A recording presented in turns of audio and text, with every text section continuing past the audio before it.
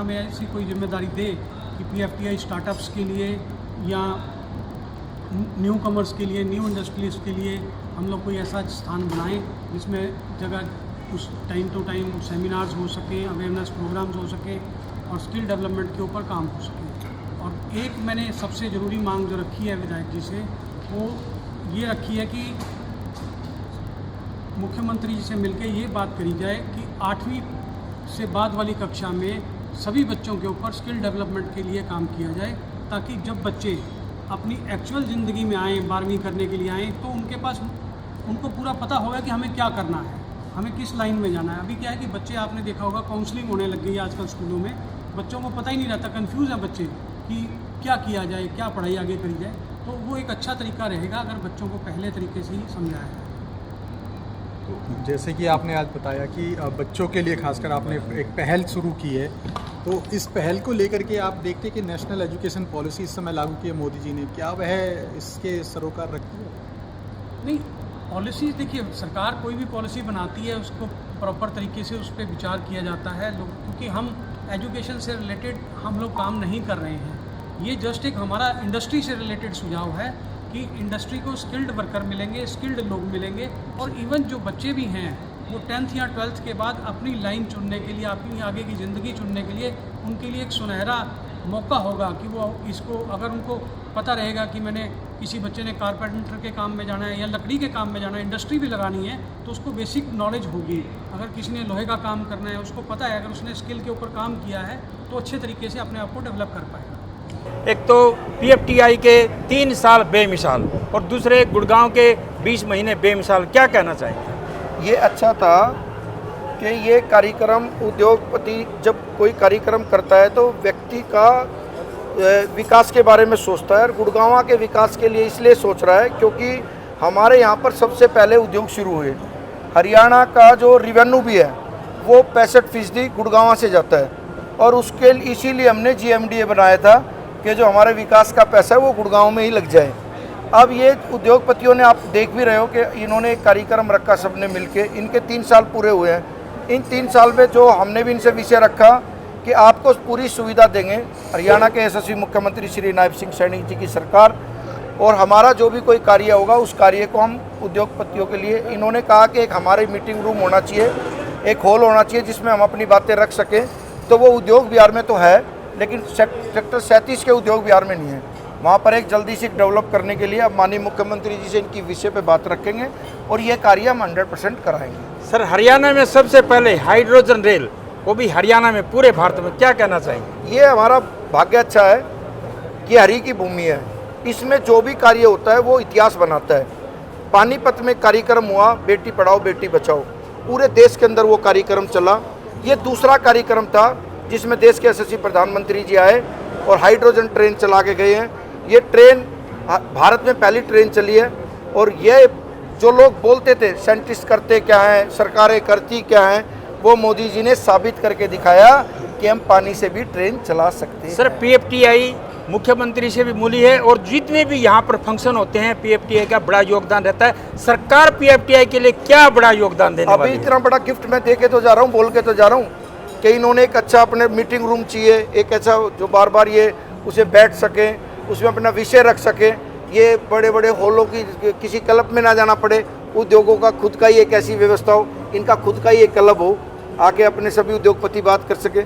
उसी लिए तो मैं माननीय मुख्यमंत्री जी से इनकी मीटिंग कराऊंगा। तो ये कार्य हम जरूर करेंगे। जो इन्होंने डिमांड रखी है वो डिमांड है कि एक स्किल जो 8th क्लास से ही शुरू हो जाए। बाहर के देशों में स्किल पहले ही 3rd क्लास से ही चालू हो जाता है। फिर जब बच्चा वो यंग होता है, 18 साल की उम्र में आता है, तो वो अपने जीवन के विकास के लिए सोचता है कि मुझे कौन से उद्योग में जाना चाहिए, मुझे क्या कार्य करना चाहिए। ऐसे ही जब 8th क्लास में भारत में भी लागू हो जाएगा स्किल के बारे में, तो अब मैं वादे के साथ कह सकता हूँ भारत वैसे भी साइंटिस्टों में सबसे आगे है, डॉक्टर लाइन में सबसे आगे है, इंजीनियर में सबसे आगे है। तो फिर वही भारत बनाने के सोच रहे जो विकसित भारत, एक छोटा क्वेश्चन, 2047 में विकसित भारत बने, तो वो मोदी जी का ड्रीम। छोटा क्वेश्चन सर, क्या 5 साल में ऐसा मुकेश विधायक जी छोड़ के जाएंगे छाप गुड़गांव के अंदर जो सभी को याद रहेगी और समर्थ रहेगी? मैंने तो 20 महीने में सारा कार्य ऐसा कर दिया आपने कहाँ लग रही थी ऐसी फैंसी लाइटें लगेंगी? आपको कहाँ लग रहा था कि एमजी रोड कभी स्मार्ट रोड भी बनेगा?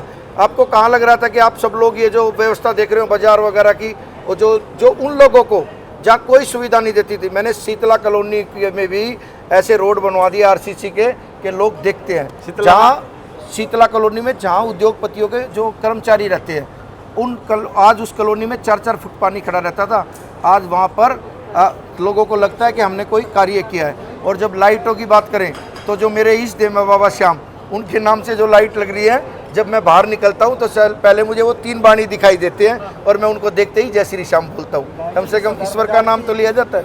सदर बाजार की हम बात कर रहे हैं। सदर बाजार आज के टाइम में चौक है ई रिक्शा वगैरह की वजह से, क्योंकि जो वहाँ पे रहने वाले शॉपकीपर है उन्होंने मुझे कल ही वीडियो भेजी है बना करके। आपको मैं बता देता हूँ, वो जो सदर बाजार के ना जहाँ से एंट्री करते हैं हम सब लोग, अभी हमने पहले वो पीछे से बंद करा दिया था, आपने देखा भी होगा, वो रोड ही बंद करा दिया था मैंने। अभी कुछ दिनों बाद वहाँ से वो ई रिक्शा बिल्कुल समाप्त हो जाएंगी। लेकिन आप बाजार के जो अंदर की बातें, जैसे एंट्री से अंदर करो बातें, एंट्री से अंदर जब आप बातें करोगे तो आपने आरसीसी जो रोड डला है वो 40 साल बाद अब की बार सदर बाजार में ऐसा रोड नगर निगम में थोड़ा सुधार कीजिए कि ताकि पानी की व्यवस्था सुचारू रूप से हो। पानी की व्यवस्था है 70% अब की बार पानी वो ठीक थी। चलती बारिश में आप फोटो खींच के लगा देते हो। अब वो कहाँ गई कांग्रेस वाले की किश्ती विस्ती? वो किश्तियाँ पिछली बार घुटने तक थी, अब वो बिल्कुल नीचे तक कहाँ की किश्ती लेकर आए? अब पंजों से नीचे की किश्ती कहाँ आती है दुनिया में? कहीं नहीं आती। तो अब वो किश्ती बंद हो गई। अब अच्छा कार्य Ranbir Agarwal, vice chairman progressive federation of trade and industry. Sir PFTI के 3 साल बेमिसाल, क्या कहना चाहिए? देखो जी, ये सोच एक आदमी की हो सकती है लेकिन प्रयास सबका है। जितने मेंबर्स हैं हमारे, जितने हमारे ऑफिस बेरर्स हैं, जितने भी मतलब कोर कमेटी मेंबर्स हैं, सबका प्रयास है। हमारे चेयरमैन हैं दीपक मैनी जी, उनका प्रयास है, उनकी सोच है। हमारे डीजीपी हैं अपने आरएल शर्मा जी, उनकी सोच, उनकी ऊर्जा, उनका विश्वास और लोगों से मिलने का उनका तजुर्बा, और उसके साथ साथ उनकी मेहनत, और इसके साथ हमारे डायरेक्टर अंशुल धिंगड़ा जी, उनकी भी बहुत मेहनत है। वो दिन रात इतनी मेहनत करते हैं इसके लिए। मैं उन सब का शुक्रगुजार हूँ और उनका अभिनंदन करता हूँ। सर इसको और ऊंचाई तक कैसे ले जाओगे जिससे राष्ट्र की सेवा हो, समाज की सेवा हो, जनहित और गरीबों की सेवा भी हो और इंडस्ट्रियल का भी हित हो? हर आदमी को सोच के साथ और अच्छे विचार के साथ आगे बढ़ना चाहिए, और जो विचार अच्छे होंगे तो आपकी भी ग्रोथ होगी, इंडस्ट्री की भी ग्रोथ होगी, देश की भी ग्रोथ होगी।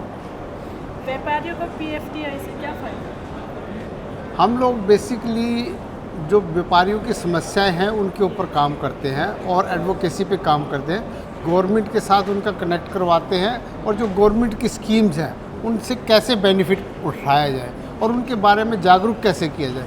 गवर्नमेंट की बहुत सारी स्कीम्स आती है जो उनका बहुत सारे व्यापारियों को पता ही नहीं होता।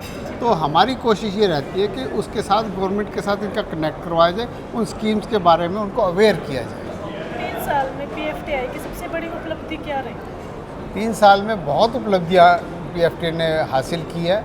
सबसे बड़ी बात तो है कि सोशली बहुत सारे 400 मेंबर्स इन्होंने जोड़े हैं, जिसके अंदर अभी ये मतलब लगभग 4 अन्य देशों में भी अपने पाँव पसार चुकी है, वहाँ पे अपने चैप्टर खोल चुकी है। 10 शहरों में अपने चैप्टर खोल चुकी है, बहुत जगह अपना काम कर रही है। बहुत सारी अंतर्राष्ट्रीय लेवल पर जा चुकी है, अंतर्राष्ट्रीय लेवल पे जा चुकी है, और बहुत सारी एसोसिएशन हैं जिनके साथ मिलकर काम कर रही है। आपका नाम क्या? नमस्कार सर, मेरा नाम प्रदीप मोदी है। मेरी अपनी संस्था है Modi earth movers, Modi transport corporation. Sir 3 साल बेमिसाल पीएफटीआई की, क्या कहना चाहिए? पीएफटीआई जो है एक ये progressive federation of traders and industry, ये एक पहली वर्ल्ड वाइड वो ये फेडरेशन है जिसमें ट्रेडर्स भी हैं और इंडस्ट्रियलिस्ट भी हैं। नहीं तो आप देखे होंगे बड़ी बड़ी जो हैं सारी इंडस्ट्रियल एसोसिएशंस हैं या ट्रेडर्स की अलग है। इसने पूरे व्यापारी वर्ग को भी और उद्योग जगत को भी दोनों को साथ मिलाया। 3 साल पहले जुलाई में इन्होंने इसको संस्था को रखा था, जिसके हमारे आदरणीय दीपक मैनी जी चेयरमैन हैं और डॉक्टर एसपी अग्रवाल हैं, एडवोकेट आरएल शर्मा हैं, डॉक्टर अंशुल हैं, ये उसके फाउंडर्स हैं और हम लोग उनके साथ जुड़े हैं। तो मैं एक इन्होंने अलग अलग यूनिट बनाई हुई है जिसके अंदर मैं ट्रांसपोर्ट का जो इनका यूनिट है उसका मैं चेयरमैन हूँ यहाँ पे PFTI में, और इनको समय समय पे जो है हम सहयोग भी देते हैं, हम दूसरे व्यापारियों को भी एनकरेज करते हैं, मज़दूरों को भी करते हैं और उद्योगों को भी हम एनकरेज करते हैं। सर, आज का जो प्रोग्राम था उसको 3 लाइन में बताइए ताकि सारांश में लोग समझ जाएं कि क्या प्रोग्राम था। जो लोग PFTI से जुड़े हैं और PFTI की पूरी मैनेजमेंट की तरफ से मैं एक ही ये बात कहूँगा, PFTI एकमात्र ऐसी संस्था है जिसने व्यापारियों को, मज़दूरों को, उद्योगों को, एक आम आदमी को जोड़ा है, और दूसरा हर संभव सहायता, और जो उद्योगों से, व्यापारियों से उनकी जो समस्याएं, उनके इश्यूज़ हैं, उनको सरकार के माध्यम में पहुंचाना है। और दूसरी बात यह है कि मेन बात सबसे ज़्यादा ये होती है कि आपके माध्यम से, आपके चैनल के माध्यम से हम सरकार से भी अपनी बात को मनवा लेते हैं। ये हमारा एक उद्देश्य है। मेरी कंपनी है राजधानी सिंटेक्स, सेक्टर 37 में है और बिलासपुर चौक। हम लोग टेक्सटाइल इंडस्ट्री से जुड़े हुए हैं।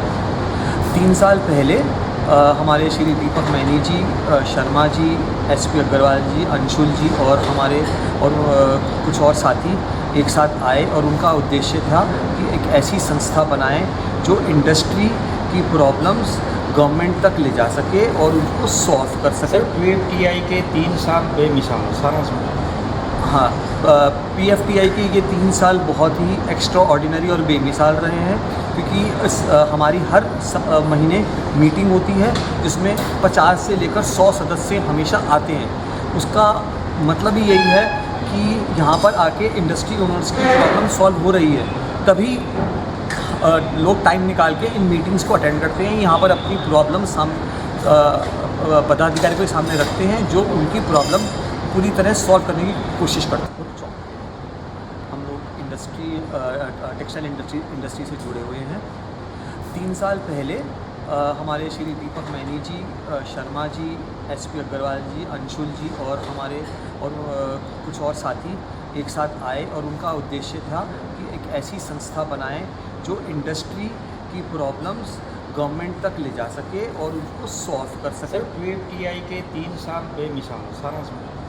हाँ, PFTI के ये 3 साल बहुत ही एक्स्ट्रा ऑर्डिनरी और बेमिसाल रहे हैं, क्योंकि हमारी हर महीने मीटिंग होती है जिसमें 50 से लेकर 100 सदस्य हमेशा आते हैं।